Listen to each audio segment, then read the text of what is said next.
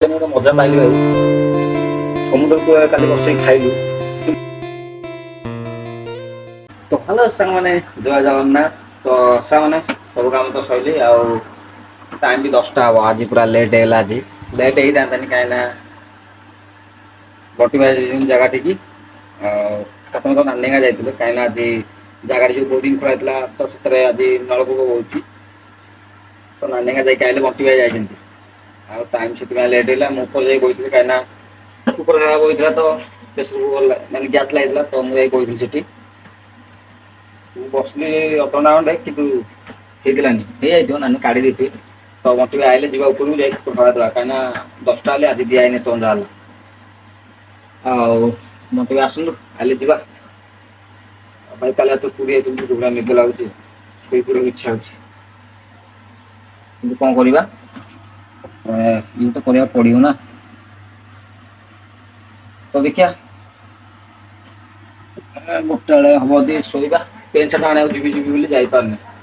ଆଉ ବାଟ ପାଇଲା ଭାଇ କାଲି ଯାଇଥିଲୁ ବୁଲିକି ବହୁତ ଭଲ ଲାଗିଲା। ଆଉ କାଲି କମ୍ ଲୋକ ଥିଲେ କାଲି ଆଗ ପକ୍ଷରେ କାହିଁକିନା ଆଗରୁ ଭାଇ ପୁରା ଲୋକ ପୁରା ଜାମ ପୁରା କାଲି ପୁରା ଫାଙ୍କା ଥିଲେ। କିନ୍ତୁ ସମୁଦ୍ର କୂଳଟି ଭାଇ କାଲି ମୁଁ ଗୋଟେ ମଜା ପାଇଲି ଭାଇ। ସମୁଦ୍ର କୂଳରେ କାଲି ବସିକି ଖାଇଲୁ କି ମଜା ଲାଗିଲା ଭାଇ। ମୁଁ ଭାବିଲି ମୋ ସାଙ୍ଗମାନଙ୍କ ସହିତ ଯାଇଥିଲେ ବହୁତ ମଜା ହେଇଥାନ୍ତା କିନ୍ତୁ ଭାଇ ବହୁତ ବଢ଼ିଆ ଲାଗିଲା ପୁରା। ଭାଇ ସେଇ ସମୁଦ୍ର ସାଉଣ୍ଡକୁ ଇଆଡ଼େ ଭାଇ ପବନ ମସ୍ତ ଲାଗିଲା ପୁରା କାଲି ଖାଇବାକୁ ସମୁଦ୍ର କୂଳେ। ଆଉ ମୁଁ ଭିଡ଼ିଓ କରିଥାନ୍ତି କିନ୍ତୁ ରାତିରେ ଭାଇ ସେଠି ଅନ୍ଧାରକୁ ସମୁଦ୍ର କୂଳରେ ତ ଭିଡ଼ିଓ ଆସିଲାନି ଭଲ। କିଛି କଙ୍କଡ଼ାର ଫଟୋ ଉଠେଇକି ଖାଲି ଆଣିଛି କାହିଁକିନା ଗୋଟେ କଙ୍କଡ଼ା ଧରିଥିଲେ। ଆଉ ବହୁତ ବଢ଼ିଆ ଲାଗିଲା କାଲି ସମୁଦ୍ର କୂଳେ ଫାଷ୍ଟ ଟାଇମ୍ ଖାଇବି ସମୁଦ୍ର କୂଳେ ବହୁତ ମଜା ଲାଗିଲା। ମୁଁ ଖାଇଛି କିନ୍ତୁ ଚାଉମିନ ଫାଉମିନ ଖାଇଛି। ଆଉ କାଲି ଆମେ ନେଇଥିଲୁ ରୁଟି ଆଉ ତଡ଼କା ନେଇଥିଲୁ ଅଣ୍ଡା ଭଜା ସବୁ ନେଇଥିଲୁ ଘରେ ତିଆରି ହେଇକି ଖାଇଲୁ ବହୁତ ବଢ଼ିଆ ଲାଗିଲା ସମୁଦ୍ର କୂଳରେ ଫାଷ୍ଟ ଟାଇମ୍ ବହୁତ ଖୁସି ଲାଗିଲା। ଆଉ କେଉଁଦିନ ଗଲେ ଭାଇ ସେମିତି କରିକି ଖାଇବୁ ସାଙ୍ଗମାନଙ୍କ ସହିତ ଗଲେ ବହୁତ ମଜା ହୁଅନ୍ତା। ମୁଁ ତ ଏଠି ରହୁଛି ଆଉ ସାଙ୍ଗମାନଙ୍କ ସହିତ ଯାଇନି ସେ କହୁଥିଲେ ଯିବି ବୋଲି ପୁରୀ କିନ୍ତୁ ଯାଇପାରିଲିନି ରଜକୁ ଯାଇଥିଲି। ତ ରଥଟଣା ଆଇଲାଣି ଦେଖିଆ ଯଦି ହବ ରଥଟଣା ବ୍ଲଗ ବନେଇବି ନହେଲେ ନାହିଁ ଦେଖିଆ। ଆଉ ଲୋକ ଯୋଉ ଭଳିଆ ତ ଜାଣିଥିବେ ଆପଣ ଆଉ କହିବି କଣ।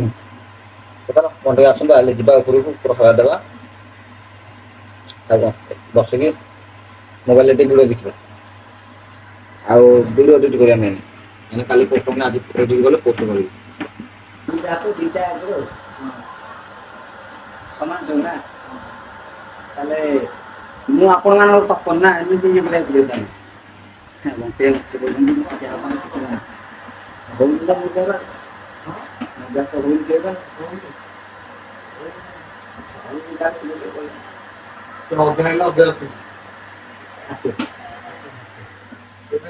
ଏଇଠିକି ହେଲେ ଆସିବ ଆଜି ଇଏ ଲାଗୁଛି ଜାଗାଟି ରାତି 4:30ରେ ଟ୍ରେନ୍ ଆଇଲା କି 4:30 ଚେଞ୍ଜ ଟିକେ 5ଟା ବାଜିବନି ବୁକିଂ ହେଲା। ମୋ ତ କେତେ 6:40ରେ ମୋ ନିଦ ଭାଙ୍ଗିଲା।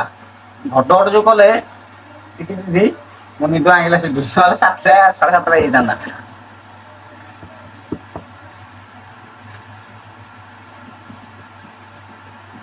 ନିଦ ଲାଗୁଛି ନହେଲେ ଯୋଉ ଭଳିଆ ଉଠିବାକୁ ଇଚ୍ଛା ହଉଥିଲାନି। କାଲି 3:30 ରାତି ଆସି ପହଞ୍ଚିଲି ନା 3:30 4ଟା 5ଟା 6ଟା 3 ଘଣ୍ଟା ଶୁଆ ହେଇଛି ଆଉ। ଦିପହରେ କେଜାଣି ଶୋଇବ କି ନାଇଁ କିଏ କହିପାରିବ। ସାଥିରେ ଦେଲେ ତୁ ସେମାନେ ଟାଇମ୍ ତ ଗୋଟେ ହବ 12:40 ହେଇଗଲେ 12ଟା ହଁ 12:40 ଆଉ ଯେତେବେଳେ ମୁଁ ଭିଡ଼ିଓ ଏଡିଟ୍ କରିବି ତ ଭିଡ଼ିଓ ଏଡିଟ୍ କରିବି। ଦେହଟା ଖାଲି ହେଇଛି ନା ହଁ ବା ଦିଟା ଖାଲି ଅଛି। ଏଇଟା ଖାଲି ହେଇଛି ହଁ କାଲି ଗୋଟେ ନେଇଥିଲେ ଆଜି ଗୋଟେ ନେଲେ। ଲଗେଇଦେ ଦୋନ ତ କୁଆଡେ ଯାଉଥିଲ ବା ଟାଇମ୍ ତ 4:30 ହେଇଗଲା ଆଉ ପାହାଚରେ ଧୁଆଧୁଇ କରୁଥିଲୁ ତ ଭାଇଙ୍କର ଫୋନ୍ ଆଇଲା ଯେ ଯାଇ ଦୋକାନ ଖୋଲ ତାଙ୍କର ଡ୍ୟାନ୍ସ ଟା ପାଉଛନ୍ତି ଦେଖନ୍ତୁ କାର ଥୁଆ ହେଲା ଆଇଲେ